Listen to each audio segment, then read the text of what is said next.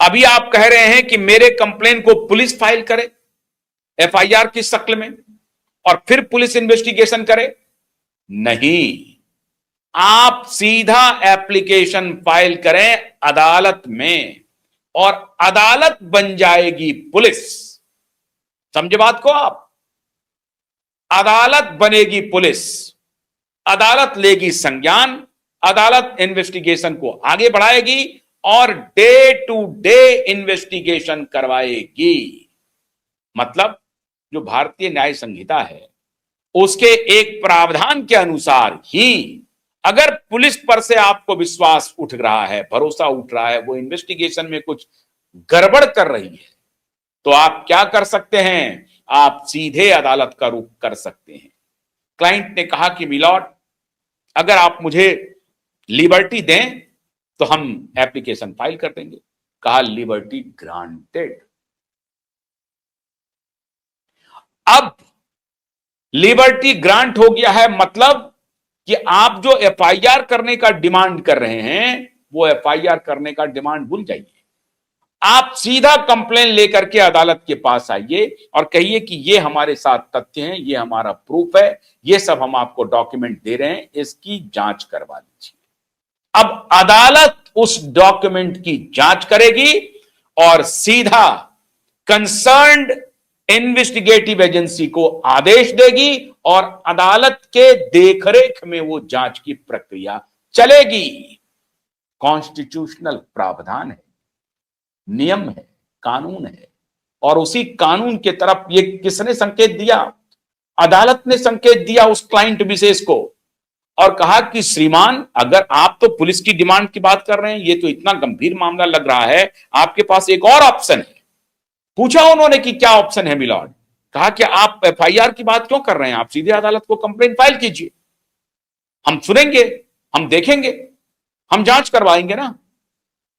यही कहानी हुई थी नागपुर में। एक कोर्ट के खिलाफ एक व्यक्ति ने कंप्लेन कर दिया तो कोर्ट ने ही कहा कि अब हम इन्वेस्टिगेशन करेंगे डे टू डे।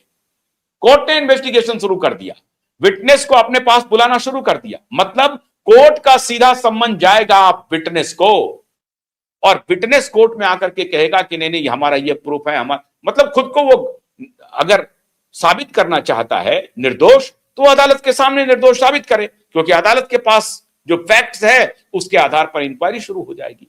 मतलब यह हुआ कि पुलिस के एफआईआर, जांच, जांच के बाद चार्जशीट, चार्जशीट जब अदालत में आएगी और तब जो अदालत प्रक्रिया शुरू करेगी, वो अदालत कह रही है कि हम डे 1 से शुरू कर देंगे।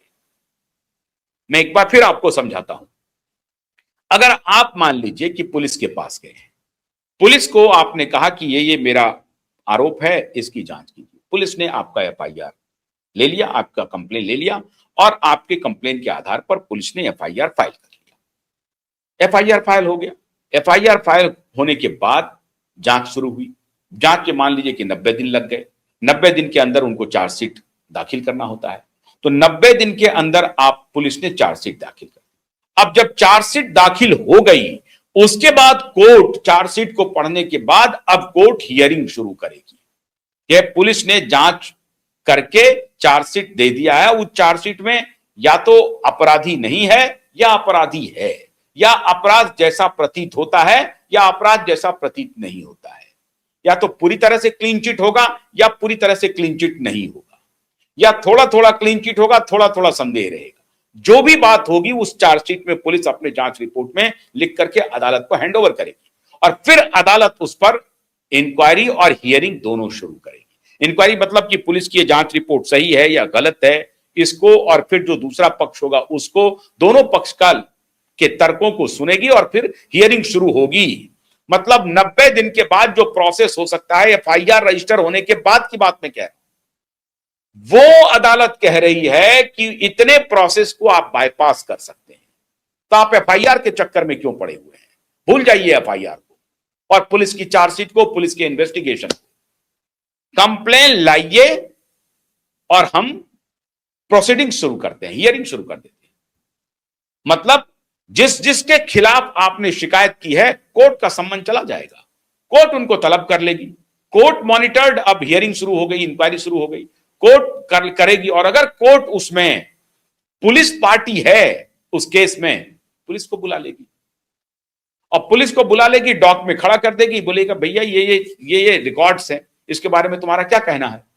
अब पुलिस वहां पर कहेगी, मतलब वहां पर जिस जिस केस में अदालत ने आदेश दिया है, उस केस में जो क्लाइंट आर्गुमेंट करने के लिए गया था कोर्ट में कि मिलॉर्ड इतना बड़ा अपराध हुआ है, इसमें फलाने फलाने के खिलाफ एफआईआर का आदेश दीजिए और इसमें इन्वेस्टिगेशन का आदेश दीजिए। प्रथम दृष्टया ही अदालत ये देख करके भौचक्क रह गई और अदालत ने कहा कि देखिए, आप तो इसमें एफआईआर की डिमांड कर रहे हैं, आपके पास एक और रेमेडी है। उन्होंने पूछा क्या रेमेडी? बोला ये रेमेडी है ना, आप एफआईआर के चक्कर में क्यों पड़ रहे हैं, आप हमें सीधा कंप्लेन दीजिए, हम इंक्वायरी शुरू करते हैं।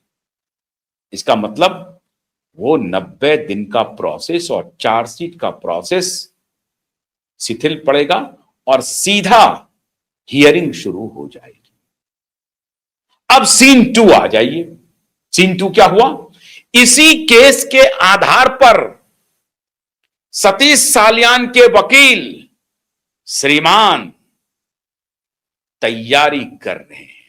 इसीलिए मैं ये कह रहा हूं कि जैसे ही वो कोर्ट ऑर्डर अपलोड हो जाएगा तो ये आधार बन जाएगा श्रीमान नीलेश ओझा जी के लिए कि ये कोर्ट ऑर्डर आ गया है, आपने ऐसा आदेश दिया हुआ है।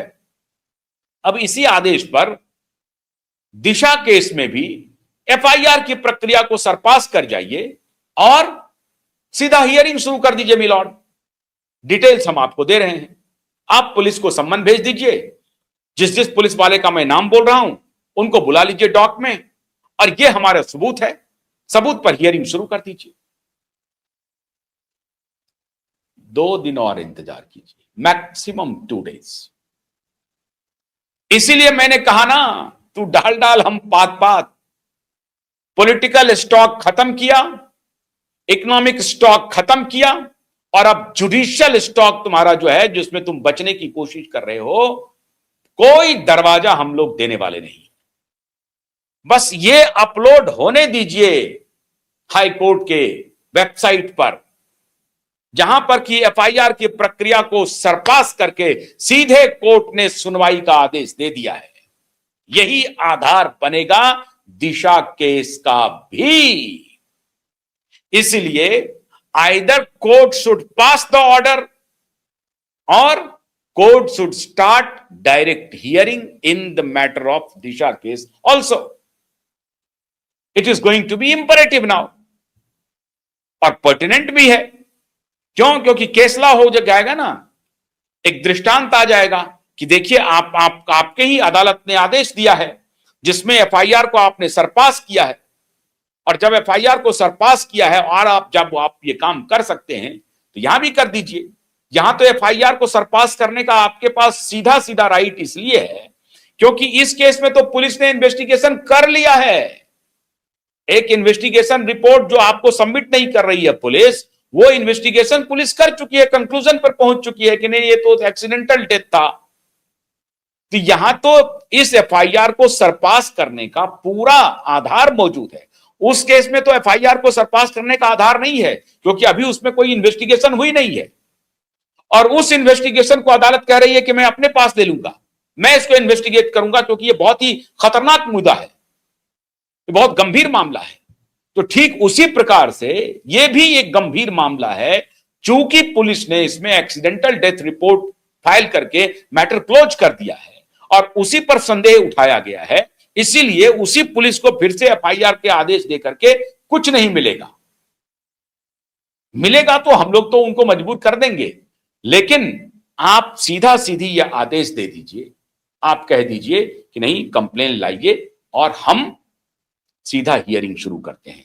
तो 90 दिन जो है एफआईआर के बाद चार्जशीट फाइल करने का जो वक्त है वो बच जाएगा, और दूसरा, पुलिस जो आनाकानी कर रही है, इधर उधर भाग रही है, कहानी बना रही है, वो कहानी नहीं बना पाएगी।